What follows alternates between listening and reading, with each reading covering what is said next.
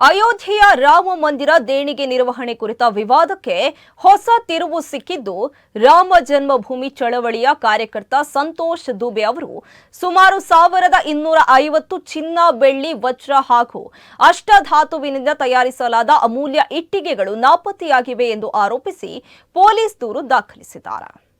ಶ್ರೀರಾಮ ಜನ್ಮಭೂಮಿ ತೀರ್ಥಕ್ಷೇತ್ರ ಟ್ರಸ್ಟ್ನ ಪ್ರಧಾನ ಕಾರ್ಯದರ್ಶಿ ಚಂಪತ್ ರಾಯ್, ಟ್ರಸ್ಟ್ ಸದಸ್ಯ ಅನಿಲ್ ಮಿಶ್ರಾ, ದೇವಾಲಯದ ಆಡಳಿತಾಧಿಕಾರಿ ಗೋಪಾಲ್ ರಾವ್ ಹಾಗೂ ರಾಮ್ ಶಂಕರ್ ಯಾದವ್ ಅಲಿಯಾಸ್ ಟಿನ್ನು ಯಾದವ್ ವಿರುದ್ಧ ಎಫ್ಐಆರ್ ದಾಖಲಿಸಿ ತನಿಖೆ ನಡೆಸುವಂತೆ ದುಬೆ ಆಗ್ರಹಿಸಿದ್ದಾರೆ.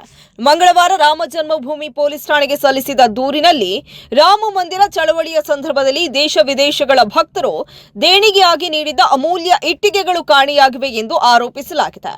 ಮಾರಿಷಸ್ನಿಂದ ಕಳುಹಿಸಲಾಗಿದ್ದ ವಿಶೇಷ ಇಟ್ಟಿಗೆ ಹಾಗೂ ಮುಂಬೈ ಮೂಲದ ಉದ್ಯಮಿಯೊಬ್ಬರು ವಜ್ರಗಳಿಂದ ಅಲಂಕರಿಸಿ ದಾನ ಮಾಡಿದ ಇಟ್ಟಿಗೆಯು ನಾಪತ್ತೆಯಾಗಿರುವ ವಸ್ತುಗಳಲ್ಲಿ ಸೇರಿವೆ ಎಂದು ದೂರಿನಲ್ಲಿ ಉಲ್ಲೇಖಿಸಲಾಗಿದೆ.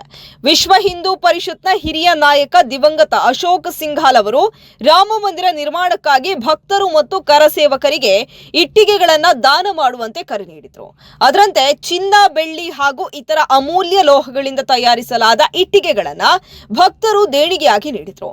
ಕೆಲವು ಇಟ್ಟಿಗೆಗಳು ವಜ್ರಗಳು ಹಾಗೂ ಅಮೂಲ್ಯ ರತ್ನಗಳಿಂದ ಅಲಂಕರಿಸಲ್ಪಟ್ಟಿದ್ದವು ಎಂದು ದುಬೆ ದೂರಿನಲ್ಲಿ ತಿಳಿಸಿದ್ದಾರೆ. ಕಳೆದ ಕೆಲವು ವರ್ಷಗಳಿಂದ ಈ ಅಮೂಲ್ಯ ಇಟ್ಟಿಗೆಗಳು ಕಾಣೆಯಾಗಿದ್ದು, ಅವುಗಳಿರುವ ಸ್ಥಳದ ಕುರಿತು ಯಾವುದೇ ಸ್ಪಷ್ಟ ಮಾಹಿತಿ ಇಲ್ಲ ಎಂದು ಅವರು ಆರೋಪಿಸಿದ್ದಾರೆ. ಇದೇ ವೇಳೆ ದೇವಾಲಯ ನಿರ್ಮಾಣಕ್ಕೆ ಸಂಬಂಧಿಸಿದ ಭೂ ಖರೀದಿ ವ್ಯವಹಾರಗಳ ಬಗ್ಗೆಯೂ ಈ ಹಿಂದೆ ಪ್ರಶ್ನೆಗಳು ಉದ್ಭವಿಸಿದ್ದವು ಎಂದು ಉಲ್ಲೇಖಿಸಿರುವ ದುಬೆ, ಟ್ರಸ್ಟಿಗೆ ಸಂಬಂಧಿಸಿದ ಕೆಲವರ ಆಸ್ತಿ-ಪಾಸ್ತಿಗಳ ಕುರಿತು ತನಿಖೆ ನಡೆಸುವಂತೆ ಒತ್ತಾಯಿಸಿದ್ದಾರೆ. ಒಮ್ಮೆ ಚಾಲಕರಾಗಿದ್ದ ವ್ಯಕ್ತಿಯೊಬ್ಬರು ಈಗ ಕೋಟ್ಯಾಂತರ ರೂಪಾಯಿ ಮೌಲ್ಯದ ಆಸ್ತಿಗಳ ಮಾಲೀಕರಾಗಿದ್ದಾರೆ ಎಂಬ ವರದಿಗಳಿವೆ ಎಂದು ಟಿನ್ನು ಯಾದವ್ ಅವರನ್ನ ಉಲ್ಲೇಖಿಸಿ ಆರೋಪಿಸಿದ್ದಾರೆ.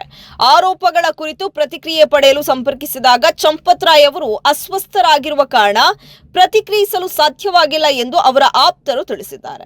ಅನಿಲ್ ಮಿಶ್ರಾ ಅವರು ವೈದ್ಯಕೀಯ ಚಿಕಿತ್ಸೆಗಾಗಿ ಉತ್ತರ ಪ್ರದೇಶದ ಹೊರಗಿದ್ದು ಪ್ರತಿಕ್ರಿಯೆ ಲಭ್ಯವಾಗಿಲ್ಲ ಎಂದು ವರದಿಯಾಗಿವೆ. ಇನ್ನೊಂದೆಡೆ ದೇಣಿಗೆ ಕಳ್ಳತನ ಆರೋಪಗಳಿಗೆ ಸಂಬಂಧಿಸಿದಂತೆ ತನಿಖೆ ನಡೆಸುತ್ತಿರುವ ವಿಶೇಷ ತನಿಖಾ ತಂಡ ಮಂಗಳವಾರ ರಾಮ ಮಂದಿರದಲ್ಲಿ ದೇಣಿಗೆ ಸಂಗ್ರಹಣೆ, ಎಣಿಕೆ, ಪ್ಯಾಕಿಂಗ್ ಹಾಗೂ ಬ್ಯಾಂಕ್ಗೆ ಠೇವಣಿ ಮಾಡುವ ಪ್ರಕ್ರಿಯೆಯನ್ನ ಸುಮಾರು 6 ಗಂಟೆಗಳ ಕಾಲ ಪರಿಶೀಲಿಸಿತು. ತನಿಖಾ ತಂಡವು ದಾಖಲೆಗಳು ಹಾಗೂ ಆಡಳಿತಾತ್ಮಕ ಕ್ರಮಗಳನ್ನು ಪರಿಶೀಲಿಸಿದ್ದು, ಟ್ರಸ್ಟ್ ಸಿಬ್ಬಂದಿ, ನಗದು ಎಣಿಕೆ ಸಿಬ್ಬಂದಿ ಹಾಗೂ ದೇಣಿಗೆ ನಿರ್ವಹಣೆಯಲ್ಲಿ ತೊಡಗಿರುವ ಇತರರನ್ನ ವಿಚಾರಣೆ ನಡೆಸುತ್ತಿದೆ ಎಂದು ಉತ್ತರ ಪ್ರದೇಶ ಪೊಲೀಸ್ ಮೂಲಗಳು ತಿಳಿಸಿವೆ.